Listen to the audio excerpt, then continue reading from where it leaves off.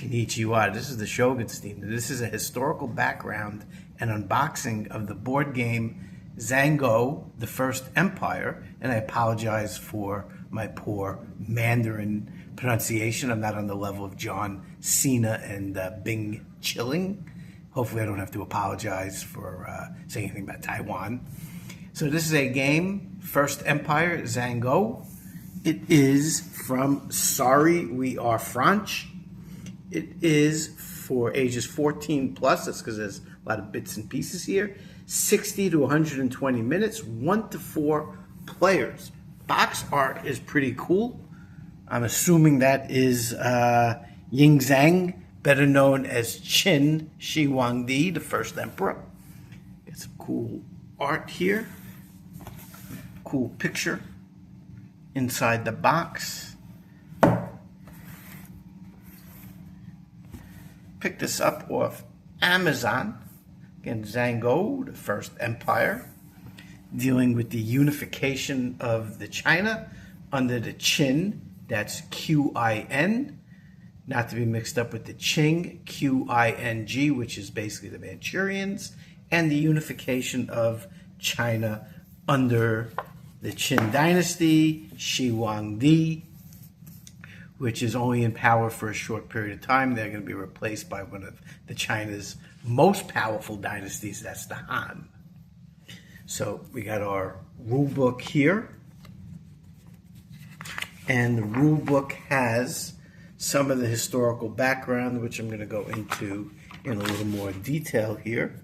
The rule book I've read on that, some of the forums. I hate to mention the name of that nasty little site. But the rule book doesn't get much praise. There's a lot of people who are critical of it. Now the rule book looks pretty well laid out with examples here. But I did see on that website, which I don't like to name, that some people were not happy with the rule book. So I'll have to start reading it, let you know. I did see some videos from Gaming Rules. They always do a good job. And I also saw a video from Totally Tabled, which usually does good stuff with solo games. This does have a solo mode. So we're dealing with, again, here we have Ying Zhang, who is better known as the first emperor, Qin Shi Huangdi. The Qin dynasty, which again is what this game is basically about, ruled China from about 221 BC. I don't know what this BCE stuff is. BC to me. From 221 to 206 BC. And again, they are the dynasty credited with the unification of what today is China. Qin Shi Huangdi was originally born Ying Zhang, and he changed his name basically to First Emperor. Huangdi, I believe, is emperor. So the unification was complete again about 221 BC. Now, one of the big parts of this game is historically accurate to one of Shi Huangdi's pet peeves, or one of his goals for the unified China. And again, I do have a side hustle in history when I'm not being a groundbreaking YouTuber. You know, my main business obviously is creating content on the YouTubes, but I do have a side hustle in history. So the game is accurate with its themes of, you know, trying to standardize things. China's a big place. It's going to have a lot of people. So one of the things you need to do with an empire is to kind of standardize things. And these are some of the things that come up in this game. So we got things such as currency. Shi Huangdi was big on standardizing currency. As we get to the 250th of the United States, remember under the Articles of Confederation, one of the things that wasn't so good about the Articles was that the different states had their own currency. So you want to have a unified currency. He was also big on unification of weights and measures. Again, one of the themes in this game is this sort of standardization. Legal code. He wanted to standardize the rules. And he also wanted to standardize the written script in the China, similar today with how China today is kind of standardized Mandarin. Mrs. Shogenstein is native Cantonese speaker, and that language is, kind of being phased out. If you go to a lot of restaurants, some of the workers speak Fukienese. You go to Shanghai, they speak Shanghainese. But the Chinese government over the last, 30 years or so has done a great job of, kind of standardizing the language to Mandarin. Good luck trying to find, on the Duolingo app, learning to speak Cantonese. Obviously they're going to have Mandarin. So those sort of things happened under Shi Huangdi, and that's one of the big themes of this game is sort of that standardization.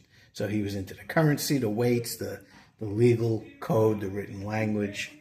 And Shi Huangdi also is known for not only his unification of China, but the kind of how cruel and hardcore he was in that unification. And that's reflected in his ultimately following of legalism, Han Fei Tzu, which is the, philosophy of, strict rules, harsh punishments. And in fact, he was very against Confucianism. He didn't like Confucius and the followers of Confucius. And in fact, he was big on, burying alive Confucian scholars and burning books.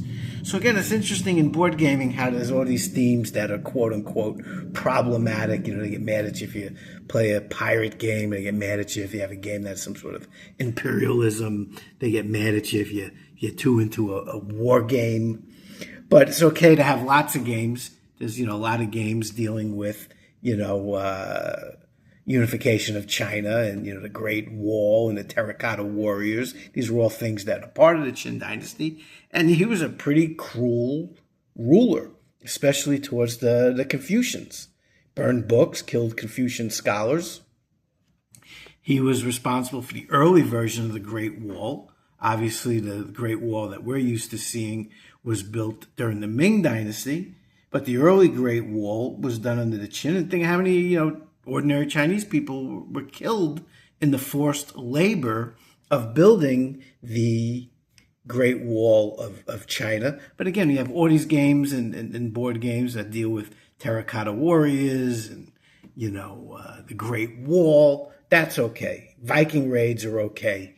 But, heaven forbid you have a game that deals with mercantilism or imperialism or railroads in the West. On the blue sky, they try to culture club you.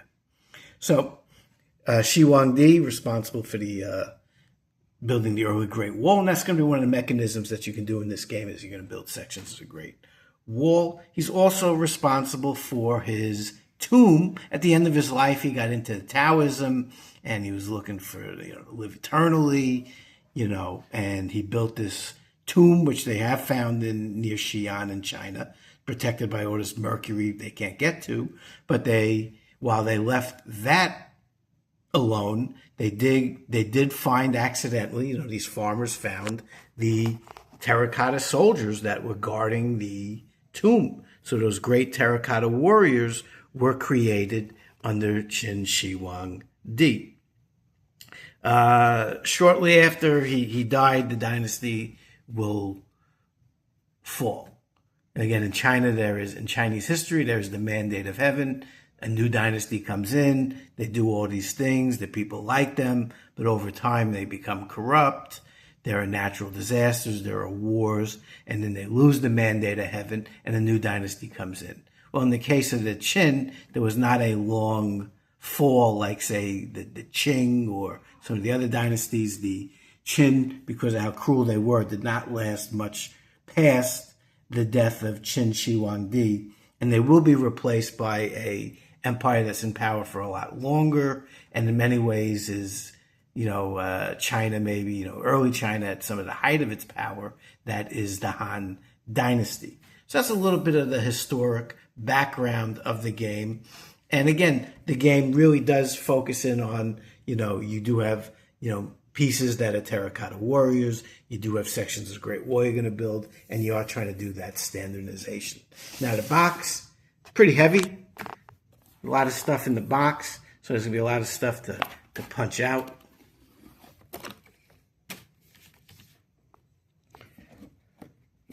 A lot of stuff here. This is going to be a lot of work. Just getting the game ready, let alone playing it.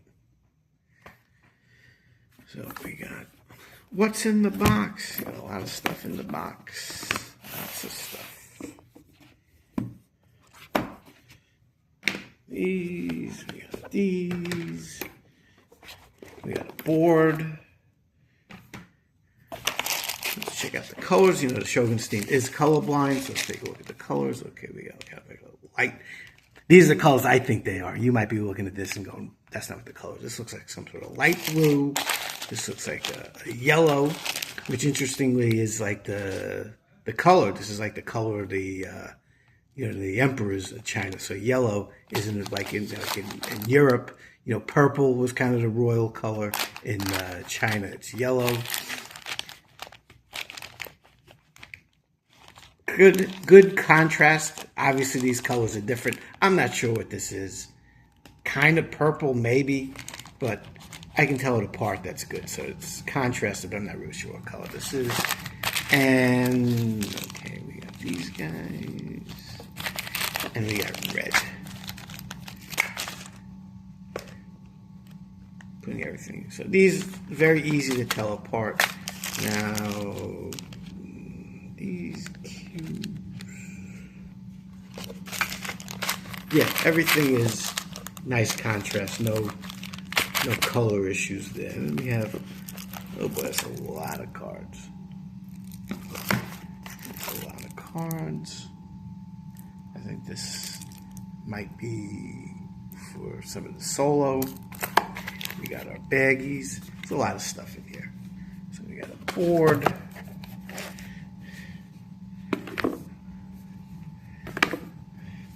A lot of stuff to punch out.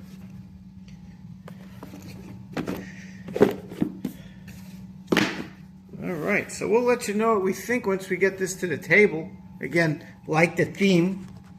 As someone with a side hustle in history, I do enjoy the theme, even though I think, again, it's very hypocritical that Qin Shi Huangdi theme is okay, but then, again, God forbid you play a game that deals with the age of exploration or, train across the western frontier.